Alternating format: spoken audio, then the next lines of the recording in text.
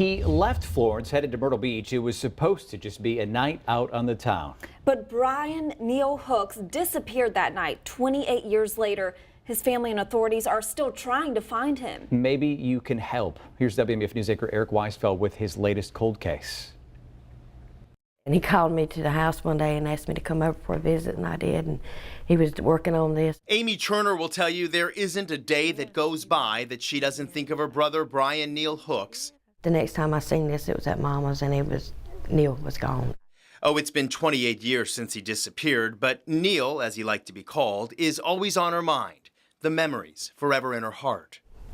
We would play in the yard, you know, you do mud pies. We're always together.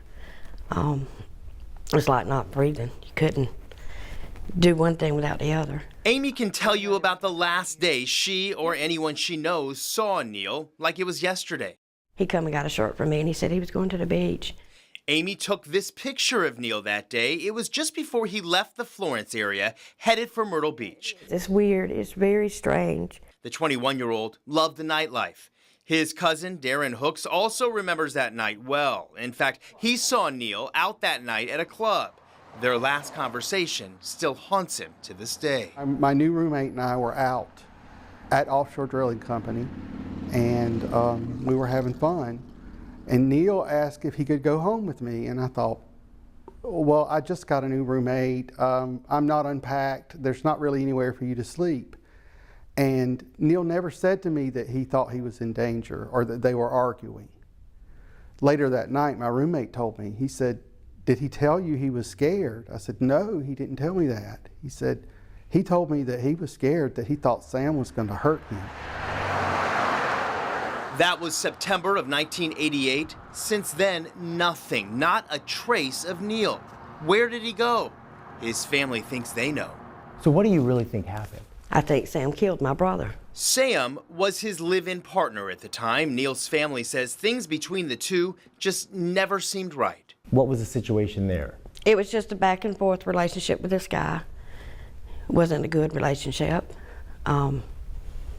He would be home one minute, back there one minute. What do you think happened that night?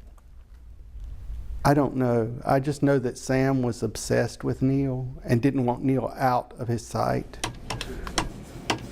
I tried to call Neil's former boyfriend, who still lives in the area, to see if he would answer questions about the last time he saw Neil and whether he knows anything about his whereabouts. Hey, this is Eric Weisfeld. I work with WMBF News in Myrtle Beach. How are you? He would not agree to a taped phone interview and only said repeatedly, "I don't know nothing about it." But Florence County authorities aren't so sure that's the case. This is an old case. There were numerous interviews done. They say the former boyfriend was and still is a serious person of interest. Nonetheless, it's been a series of dead ends these past nearly 3 decades. Investigators did have a close call a couple of years ago when they actually thought they found Neil. This person had sent me an email and said that the characteristics of someone that had been located by the Doe Network actually matched Mr. Hooks. So we were able to get some DNA from his surviving relatives, his mother and his sister, and we sent that off to the forensics experts, and it turned out that it was not a match for Mr. Hooks. But that's kind of how we reopened this case. It's still open, but the leads have run dry, and no one's been charged with Neil's disappearance. His family still believes someone out there knows something, that even after so many years, their conscience will get the best of them, and they'll come forward. It's been very, very hard. He's missed out so much. Removing a weight from themselves and from Neil's family, who now, more than ever, just wants to solve this mystery and finally put this all behind them. I miss him.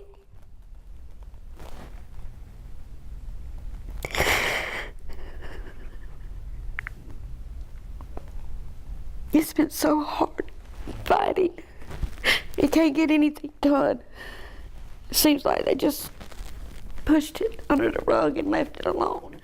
It's important to point out Neil's former boyfriend, who is a convicted felon, has never been charged with any crime in this case. The police report says he refused to take a lie detector test. And while it's been nearly 3 decades, Lieutenant Street is adamant this is not a cold case, but rather an ongoing one.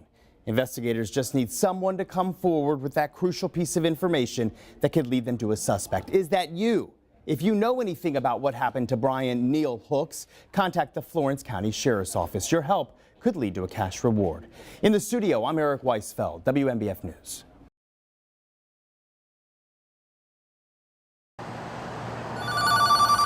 Blink, American Trophy, this is Kenny. and you might pass right by American Trophy in Florence, South Carolina. We started in 1967, so this is our 49th year. Kenny Bryant's father-in-law started the business all those years ago. We've just grown with the times and expanded the business. The staff of 4 produces thousands of trophies Sam's been with us for over 40 years. every year, and they do it by hand. So just according on the size that the customer wants, we cut them down to size, order the bases, the rods like he has there, and take all the components and piece them together, and then you have a trophy. So that's the finished product right there. But there's one trophy in particular that has put the mom and pop business on the map. Our involvement started about 25 years ago. 25 years of racing, 25 years of wrecking, and 25 years of legendary wins, all captured in American Trophy's work. The trophy's changed a few times over the years, but now we feel like we have something that just embraces the history of the racetrack. Starting with Mark Martin's win in 2009, the current trophy is forever etched with a driver who takes the checkered flag. Work on the trophy that will be awarded to the driver who proves to tame the track too tough began in early August. And now you can see the actual photo of Johnny Mance coming to life. The trophy is named after Mance, the winner of the very first Southern 500 in 1950. To see these faces appear just really brings all the history back. And that history is not lost on the current group of drivers racing for the award. In Victory Lane, when they see photos of Richard Petty, Fireball Roberts, it takes them back and just really focuses on the history of Darlington. You can just see it in their eyes that as they walk around the trophy and see the different photos, that they will actually be enshrined on that trophy is just very meaningful to them. Each photo is loaded into a computer, then transferred over to a universal laser where it is etched into aluminum. As you can see, it's super fast, and as opposed to the golden days, it was a lot different process. The most time-consuming part of the build comes when the photos are placed one by one on the base. So he's the first piece of the puzzle right here.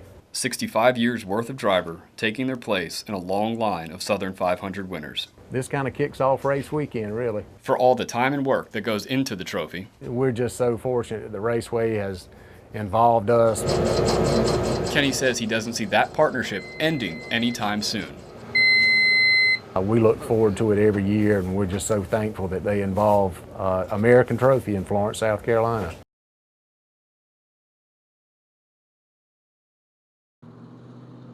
If you're not paying attention, you'll drive right under them. And you could say the same about driving past this land. The beginning of the Marion to Red Bluff line will go right through the middle of Walden Graham's land. We think that Santee Cooper ought to come in here and tell us what they propose, and let's compromise on, if the route's got to go through, let's compromise so it'll do the least damage to all of us.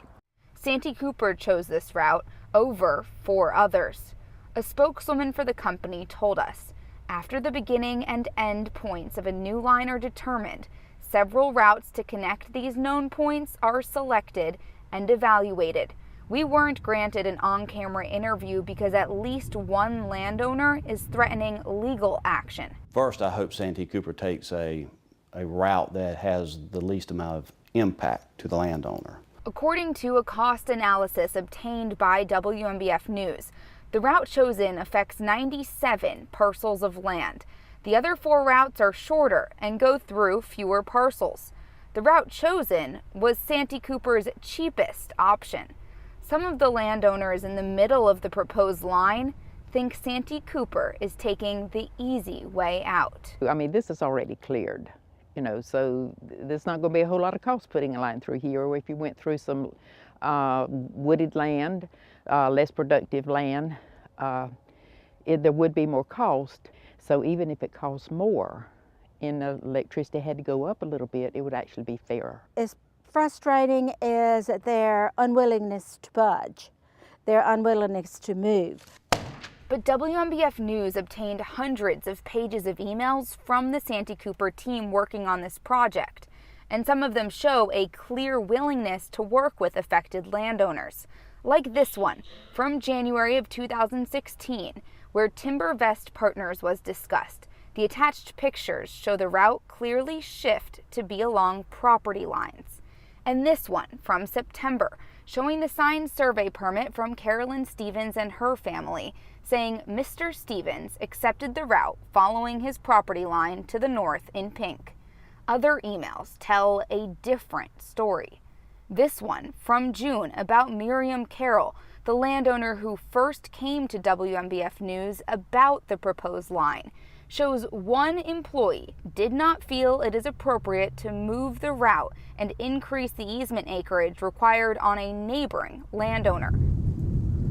We asked Santee Cooper why a shift wasn't made in her case. The company said if a landowner wants a line moved off her property, she must seek and gain the consent of the newly impacted landowner.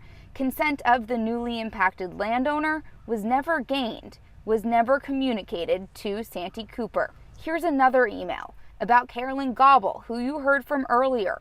One Santee Cooper employee says he can live with some more adjustments to the route. But that is quickly addressed by Teresa Hensley with Transmission Line Design. I have been adamant we treat everyone the same. I cannot do for one what I am not willing to do for all, as that is not ethical. We have worked with those willing to work with us.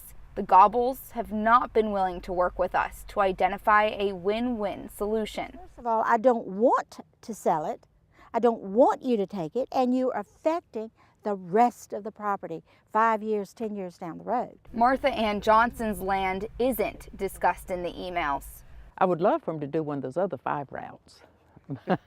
But she does hope Santee Cooper will agree to move closer to the property line. Yes, that would definitely be better. Of course, we'd prefer it not to come at all, but yes, it would definitely be better. My past experience, though, has been that it will probably happen. Santee Cooper says it understands this can be a confusing process. We work closely with property owners in any transmission project, and we always prefer direct communication. It says it has the goal of providing low-cost, reliable power to our customers. If this is something that is going to make the community better, it's necessary. Because everybody likes electricity. I like it.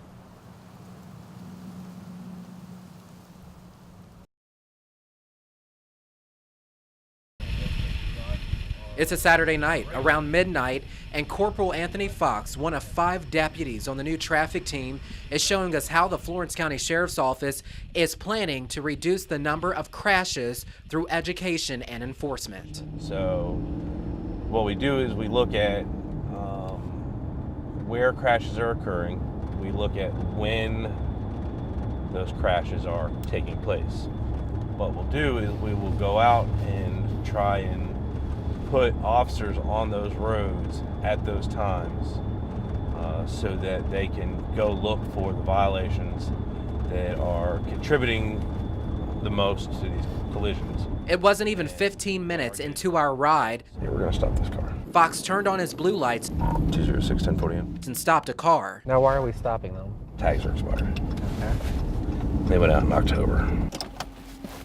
Fox says as he conducts traffic stops, he's looking for signs of impairment and not just the signs that someone is drunk. Good evening, how are you? I'm all right, sir. How are you? Good, you have your license with you? We can interview somebody. We can determine that if that person is under the influence of drugs, and then we can get down, we can determine what category of drug they are under the influence of. or a combination of categories. This means some deputies can now determine which category of drugs like cocaine, marijuana, and central nervous system depressants a person is abusing, and also whether or not it has been mixed with alcohol or other drugs. Before the training, how hard was it to kind of spot this kind of stuff? The training was a real eye-opener. You had to, it was an eye-opener for me, and we would go out and we would look for people who were under the influence, but then knowing what to look for through the training was really important because different categories of drugs present differently.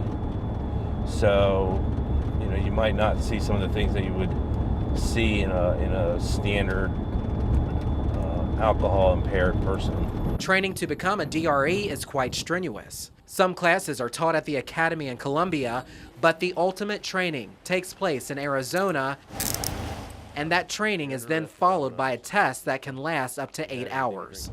It's a much more in-depth interview, and it certainly goes beyond your standard field sobriety test. And all of the DRE interviewing is done post-arrest, post-breath test. He's getting close to the center line there. DREs can also determine if someone is abusing prescription medicine. 206-1048. What you're doing is you're showing through the interview process, the drug recognition interview process, that you can tell that person's ability to drive is impaired. So, and that person should not be operating a motor vehicle because they are under the influence of, and then you can say what category of drug. How you doing? Get your license with you? The hope is this targeted enforcement will lower the number of people being killed on the roads. The speed limit got away from you?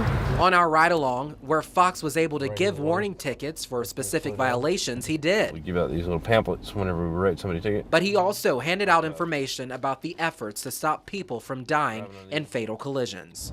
Some of the most significant incidents that I've responded to professionally have been because of impaired drivers. And that's why I think it's so important to do this.